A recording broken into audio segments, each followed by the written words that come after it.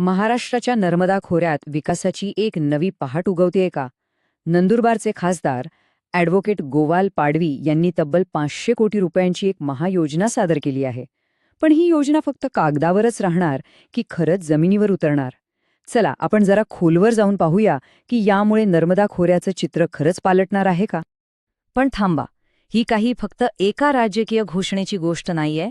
ह्या योजनेची सुरुवात ती झालीये एका अगदी वेगळ्या, एका अनोख्या प्रवासाने. ही गोष्ट सुरू होते थेट नर्मदा नदीच्या पात्रातून. हो, एका बोटीच्या प्रवासाने, जो थेट समस्यांच्या मुळापर्यंत पोहोचण्यासाठी केला गेला होता. तर ही गोष्ट आहे नंदुरबारचे खासदार ॲडव्होकेट गोवाल पाडवी यांच्या. अलीकडेच झालेल्या त्यांच्या एका झंझावती दौऱ्याची. म्हणजे नुसतं ऑफिसमध्ये बसून योजना नाही आखली त्यांनी, तर थेट दुर्गम भागातल्या शेवटच्या माणसापर्यंत पोहोचण्याचा एक वेगळाच मार्ग निवडला. आणि हा दौरा तो काही साधासुद्धा नव्हता. खासदार पाडवी यांनी नर्मदा नदीच्या बुडीत क्षेत्रातल्या त्या वस्त्यांमध्ये पोचायला बोटीचा वापर केला, कारण तिथे जायला रस्तेच नाहीत. विचार करा. आणि त्यांचा हेतू अगदी स्पष्ट होता की त्या शेवटच्या माणसाची अडचण काय आहे ती स्वतः जाऊन समजून घ्यायची. आणि हे महत्त्वाचं आहे की ते एकटे गेले नाहीत. त्यांच्यासोबत जलजीवन मिशन आणि नाबार्डचे मोठे अधिकारीही होते. का? तर जे काही निर्णय होतील त्यांची अंमलबजावणी लगेचच सुरू करता यावी. या दौऱ्यामुळे झालं काय की नर्मदा खोऱ्यातला कित्येक दशकांपासूनचा जो संघर्ष आहे ना, तो पुन्हा एकदा प्रकर्षाने समोर आला. आणि हा संघर्ष इतका मोठा आहे की त्यावर मात करायला एका भव्य योजनेची गरज का आहे हे अगदी स्पष्ट होऊन जातं. इथल्या आदिवासी बांधवांसाठी जगणं म्हणजे खरं तर एक प्रकारचा वनवास आहे. हा एकच शब्द तिथली सगळी परिस्थिती सांगून जातो. तुम्हीच विचार करा, फक्त एका हंड्या पाण्यासाठी रोज कित्येक किलोमीटरची पायपीट करावी लागते, 10 दिशा भटकावं लागतं. ही काही आजची गोष्ट नाहीये, ही अनेक वर्षांपासूनची व्यथा. बरं, मग ह्या समस्या आहेत, पण यावर उपाय काय? ही स्लाइड तेच अगदी सोप्या भाषेत सांगतेय. एका बाजूला पाण्याची भयंकर टंचाई, रोजगाराचा पत्ता नाही, आणि त्यामुळे लोकांना घरदारं सोडून दुसरीकडे जावं लागतंय. आणि दुसऱ्या बाजूला आहेत यावरचे उपाय, म्हणजे 500 कोटींची पाणी योजना, मत्स्य व्यवसाय आणि पर्यटनातून रोजगार निर्माण करणं. चला, आता या सगळ्याच्या केंद्रस्थानी जी गोष्ट आहे त्या 500 कोटी रुपयांच्या मेगा प्लॅनबद्दल आपण जरा सविस्तर बोलूया.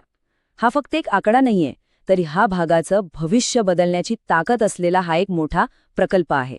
500 कोटी रुपये ही रक्कमच खूप मोठी आहे.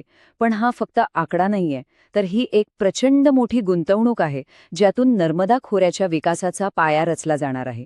म्हणजे उद्देश फक्त वरवर मलमपट्टी करण्याचा नाहीये, तर इथल्या समस्यांना मुळापासून उपटून काढण्याचा आहे. तर ही पाणी योजना जलजीवन मिशनचाच एक भाग आहे. यासाठी 500 कोटींपेक्षा जास्त निधी ठेवण्यात आलाय. आणि सगळ्यात महत्त्वाची गोष्ट म्हणजे यासाठी महाराष्ट्राच्या हक्काचं 0.3 TMC पाणी वापरलं जाणार आहे. आणि या सगळ्याचं अंतिम ध्येय एकच आहे, पाण्यासाठीचा हा जो कित्येक दशकांचा संघर्ष आहे तो कायमचा संपवायचा. पण थांबा, ही योजना फक्त पाण्यापुरतीच मर्यादित नाहीये, हे लक्षात घ्यायला हवं. याच्यासोबतच रोजगार आणि स्थानिक विकासाचा एक संपूर्ण रोडमॅप तयार केलाय, जेणेकरून इथली अर्थव्यवस्था स्वतःच्या पायावर उभी राहू शकेल. ह्या रोडमॅपचे 4 मुख्य स्तंभ आहेत असं आपण म्हणू शकतो. पहिला आणि सगळ्यात महत्त्वाचा, पाणी पुरवठा. पाणी आलं की लोकांचं स्थलांतर थांबेल. दुसरा, स्थानिक मत्स्य व्यवसायाला चालना द्यायची, जेणेकरून रोजगार तयार होतील. तिसरा, वीज आणि रस्ते यांसारख्या ज्या मूलभूत सुविधा आहेत त्यांचा विकास करायचा. आणि चौथा म्हणजे नर्मदा परिसरात जे अप्रतिम निसर्ग सौंदर्य आहे त्याचा वापर करून पर्यटनाला प्रोत्साहन द्यायचं. यातला एक खूपच इंटरेस्टिंग भाग म्हणजे मत्स्य व्यवसाय. तुम्हाला माहितीये का की नर्मदा नदीतले जे छोटे मासे आहेत ना, त्यांची चव आणि क्वालिटी देशभरात फेमस आहे.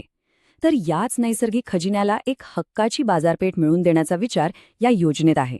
आणि हे झालं तर स्थानिक तरुणांच्या हाताला एक मोठं काम मिळेल. तर खासदारांच्या या दौऱ्यानंतर आणि या मोठ्या योजनेच्या घोषणेनंतर नर्मदा खोऱ्यातल्या लोकांमध्ये एक आशेचं आणि उत्साहाचं वातावरण तयार झालंय.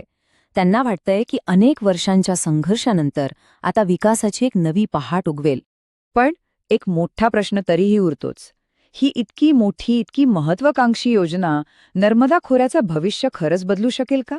ही फक्त एक घोषणा ठरणार की एका मोठ्या बदलाची नांदी? याचं उत्तर तर आपल्याला येणारा काळच देईल. आणि या सगळ्यावर खासदार गोवाल पाडवी यांची भूमिका खूप निर्णायक ठरणार आहे. ते म्हणतात, इथल्या दुर्गम भागातील ग्रामस्थांची अडचण ही माझी वैयक्तिक जबाबदारी आहे. 500 कोटींचा हा प्रकल्प केवळ आकडा नसून तो इथल्या जनतेच्या भविष्याचा आधार आहे. त्यांची ही वचनबद्धता प्रत्यक्षात किती उतरते हे पाहणं आता महत्त्वाचं ठरेल. चर्चांसाठी आणि नवीन व्हिडिओंसाठी आताच आमच्या चॅनलला सबस्क्राईब करा.